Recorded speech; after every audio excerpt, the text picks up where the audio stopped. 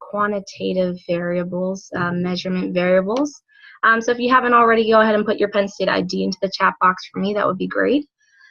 And we are going to, like I said, talk about some measurement variables and basically how they relate to each other and the differences between them.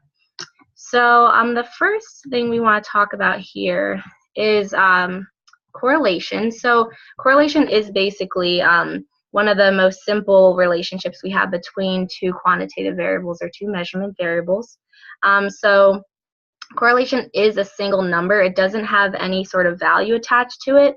So that means that your measurement variables actually can have two different like units to them. So you could have the correlation between you know, something's length in centimeters and its weight in pounds. It can still have the correlation because they're both quantitative, but they don't have to be in that same the same unit because correlation doesn't have a unit. So correlation is the combination of strength and direction together, and we do represent it by the letter R. And basically it can range from -1 to 1, but remember that since there's no unit, there's also no values attached to it. So anything that's negative is just talking about a correlation and then that it's in the negative direction, the downward direction. And then 1, anything, you know, that's positive is going to be a positive relationship there. And yeah, so a correlation of 0 is going to be no relationship, and then the closer it is to ±1 on either end of the spectrum, that's going to be more linear, where 1 would be a perfect positive linear relationship, and then -1 would be a perfect negative linear relationship. So correlation is basically saying how closely related are these two quantitative variables to each other, and then if we were to represent that on a graph, you know, how close would these dots be together, and then that'll be our correlation there. Okay, so statistical significance, this is basically when we go through statistics tests and, you know, we're trying to figure out a common conclusion and we find that something's statistically significant, that means that what we got is probably useful. So we did these tests, we found a conclusion, and it was statistically significant. So that means that we think whatever that we found here has to do something with an actual change in the population. So yeah, like it says, there shows an actual difference in the population. And then it's not from random sampling error, which what that means is that it's unlikely to have occurred in the sample if there's no relationship. So we're basically saying that whatever answer we got is probably because there's a change. So we don't think that it happened just because by chance. You know, we're pretty confident that what happened here was like showing that there was a change going on is from there actually being a change in the population, not just because it was a random sampling error. So that's statistical significance. And then something to keep in mind here too is that we don't want to misassociate correlation and causation. They're not the same thing. So when we talked about earlier with quantitative variables, you know, if correlation means, you know, something that, so it's statistically significant, and so one thing is correlated to the other, there's a relationship. So if you put the strength and direction of two measurement variables together, you'll get a correlation. But just because you get that high correlations and you find that statistically significant, that doesn't mean that one variable caused the other. So if you think about it, if I were to say, you know, that the amount of rain in State College is correlated with maybe the like attendance at classes. So there may be a correlation between that, maybe that, you know, the more it rains, the lower attendance in classes. But we cannot make a conclusion that one causes the other. We can't say that, you know, the larger the rain there is, or the more amount of rain that there is, that the smaller the attendance is going to be. We can't say that they cause each other. We can say that, you know, they are correlated with each other and there's some sort of relationship, but we can't say that they do cause one another. That's not something we can make a conclusion about. And this is just because outliers can come into play, like it says here, so we can definitely have things that are skewing the data. And then nonlinear relationships also do not apply. So correlation does have to be upon a distribution that is a linear graph, so it's plotted and it looks like a line in some aspect. If it doesn't, then we can't use this and we can't have any of these conclusions. And also remember confounding variables, so those are going to be basically an extra variable that we have that is influencing our data and our other variables, but we're not looking at it. So it's not something that we're kind of like trying to decide if it's, it's not something that we want to be influencing our variables. So it's confounding. It's influencing what we have now to, change it in that different way, to change it in a way that we don't want it to. Okay, so an equation of a line. So basically all this is talking about how you would plot a line on a graph. So if you were to be given a graph and you were told to plot a line, you would have to be given at least 2 of these pieces of information in this case, or at least, you can write it out either way. So your A here is your y-intercept. So if we were to draw this like on a graph, and let's say that our graph looked like this, this right here would be our A. Okay, so this is our y-intercept. And then, because that's where it intercepts the y-axis right here. This is our y-axis. And then our B is going to be our slope. So our slope, remember, is our rise over run. So that's going to be how far up and how far over it goes each time it makes a step up. So your slope is going to be this here. So that's your B. So whatever this slope is here that you get from taking your rise divided by your run. So let's say that this was 3 and this was 6. Then my slope would end up being 1/2 because it would be our rise over our run, which is 6, so 1/2. So yeah, that's how you would, an equation of a line. So for example, if I were to give you an equation of a line that was like y equals 4 plus 2x, my y-intercept would be 4, and then my slope would be 2. So we have a positive slope, because this 2 is positive here. And then same with our y-intercept, that's going to be positive. It'll be above the line here because it is a positive number. So that's an equation of a line. Okay, and then one thing just to keep in mind is that we want to make sure that we do not extrapolate. So for extrapolation is just when we use our regression equation that we got to basically make conclusions about values of our data that aren't in what we originally had. So another way to say it, illogically interpreting your y-intercept. So that's like another example of extrapolation. So remember that not all relationships, and actually most relationships aren't linear. So when you're looking at like a scatter plot or something, you're really only looking at whatever data is given. So if I were to, give you a scatter plot that looked like this, this is the data that we were given, and it looked like this, you aren't able to predict values out here because this is all we have is our original data. You can't make predictions about this stuff here because that would be extrapolation, because you're predicting values out of the range found in your original data. So that range would be from here to here. And another way of this is illogically interpreting your y-intercept. So if you had, let's say, actually, let me draw this another way. Let's say that you had a graph here and you had a line going like this. And maybe this was like the amount of time spent, or like this could be like how many days and then amount of time spent doing your homework. So let's just say, for example, that this was like 2 days.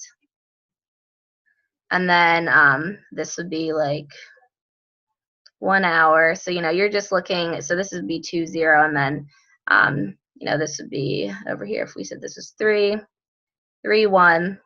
So in this case, it's basically saying like for every 2 days you spend 1 hour doing your homework, every 3 days, or every 2 days you spend no hours, then every 3 days you spend 1 hour, that kind of thing. But the main thing to keep in mind here is if I'm representing this x-axis as hours, then my y-intercept down here is not going to make sense because you can't have negative hours. That like just doesn't make sense. So that would be extrapolation because we only have this data up here, and we would be basically illogically interpreting whatever this y-intercept is. Like it does exist technically on a graph, but if you think about it logically, it's not correct. So that's what extrapolation is. Okay, so let's do some reviews.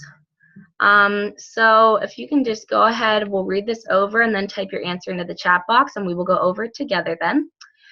So our first one, so consider the following 3 statements regarding outliers. So read through those and decide which of the above 3 is or are true.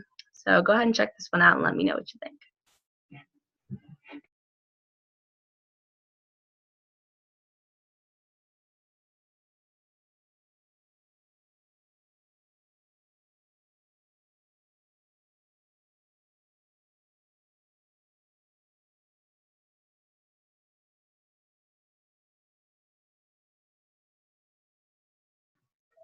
Yeah, absolutely. Good job. So yeah, all of these statements are going to be true. So if we look, so outliers may be created by errors in data entry. This is very true because, you know, if you're typing things in and you're typing 1, 1, 1, 1, 2, 2, 2, and then you accidentally put in 22, you know, that's going to be your outlier. So that's definitely something very possible to happen. And then, you know, two, it can be also true because sometimes our outliers are the most interesting points because it's saying, you know, why did this happen? Why is it so out of the ordinary here? And then lastly, a single outlier can dramatically decrease this correlation because if we were to have, let's say we had a correlation looking like this, and everything was super close together, and then we had an outlier that was over here, technically, so if our original line of best fit was going like this, and then, you know, this outlier comes along, it's going to pull it towards that outlier. So our correlation is going to be decreased in that aspect. So all 3 of these are correct. So good job. All right, let's do another one. Okay, so suppose an equation has been developed that relates average monthly oil consumption in gallons to average monthly temperature. So what statistical technique has been used to create this? Go ahead and let me know what you think about this one.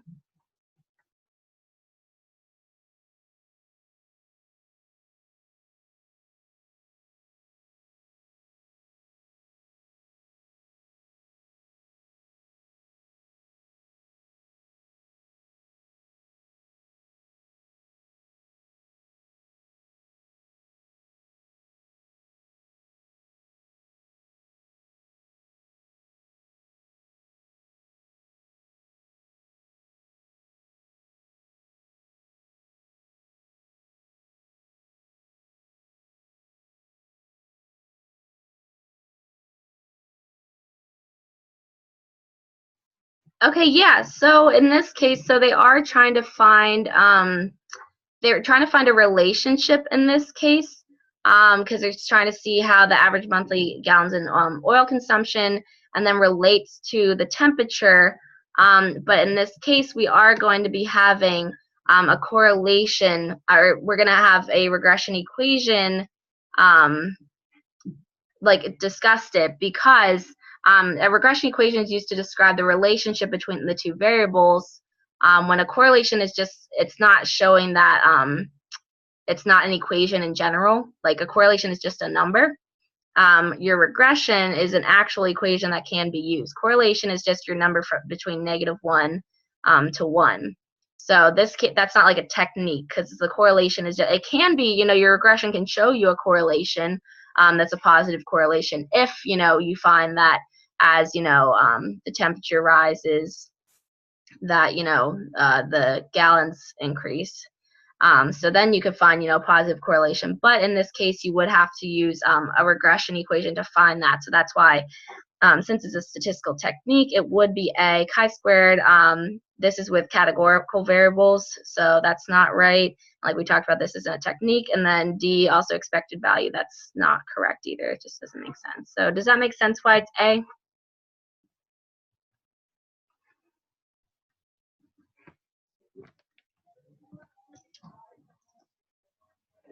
Sounds good. Awesome. All right. Let's see. Okay, let's do another one. Okay, so correlation of negative point or -1 is possible in which of the following situations? So read through these and let me know what you think.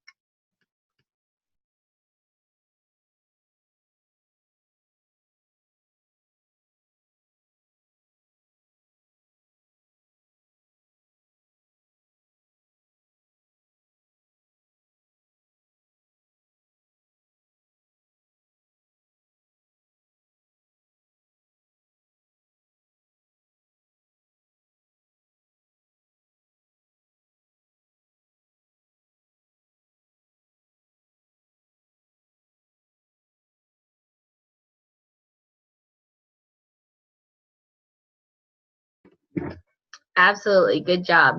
So in this case, so remember, correlation does have to always go off of having a linear relationship. So that's why D and E can't be correct, because it says which may not be linear, which is not true. When we talk about correlation, it does have to be linear.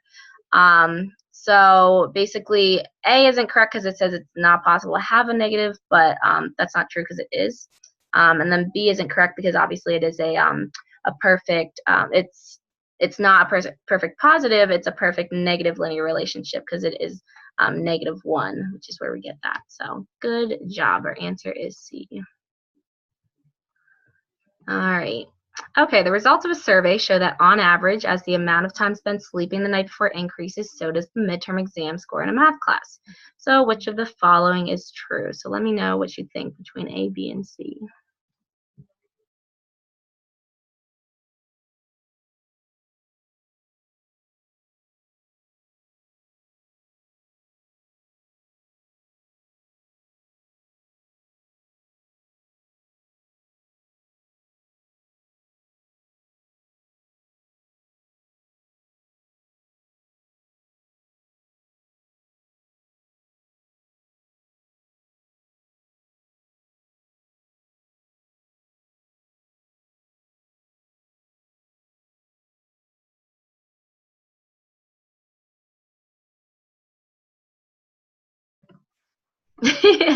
Okay, yeah, so let's look at this one. So we have the results showing that as the amount of time sleeping the night before, so we can say amount of time sleeping. So as this increases, then it's saying that also the exam scores increase, okay? So if this is true, then if we look at A says students who spent a below average number of hours sleeping would typically have higher exam scores. So the way that this is saying is that if they had low hours of sleeping, then that means that they would have higher exam scores, which is not true because that's what we just showed up here, that it's a positive association. So as one increases, as the amount of hours sleeping increases, then exam scores increase too. So that's where that comes from. So that's why A can't be it. And then B says a possible value for the correlation is -0.7. That's not true because, once again, this is going to be a positive linear relationship, or just a positive relationship in general. So that's where we get that from. So it could not be negative. So C was definitely your right answer there. One may not conclude that more time spent sleeping causes one to have a higher exam score, because even though we do have this correlation here and this relationship between the amount of time sleeping and higher exam scores, it doesn't mean that we can say that one causes another. So this is the idea of correlation does not equal causation. So that's the big thing to keep in mind. So does that make sense why it's C?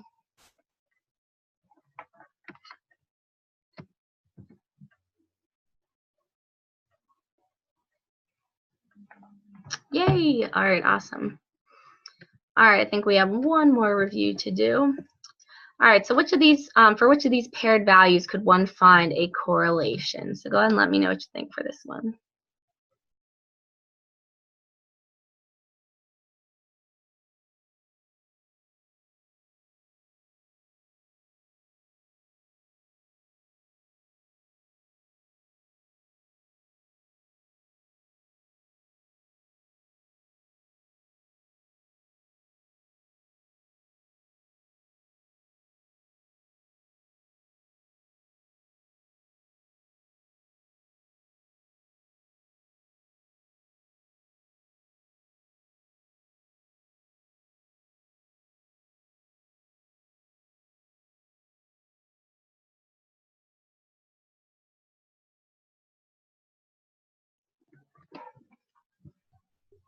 Yeah, great job. Yeah, so our answer here is going to be E, because remember, correlations are between when we're talking about, so we want to talk about different, the variable is going to be quantitative, because this whole chapter is about measurement variables. So height and weight, those are both quantitative. B, gender and belief of love at first sight, these are categorical variables. So it can't be that one. Age and IQ are both quantitative, and then also D, they're both quantitative, the score and then hours. So that's why E is the correct answer, because all A, C, and D are going to be correct, ones that you could use a correlation for. So good job. All right, awesome. So you can obviously watch this review back and all the other ones on my YouTube channel with Stat with Anne Marie, and our next group review will be next Thursday. If you haven't already, please put your Penn State email into the chat box just for attendance purposes. And if you have any other questions, let me know.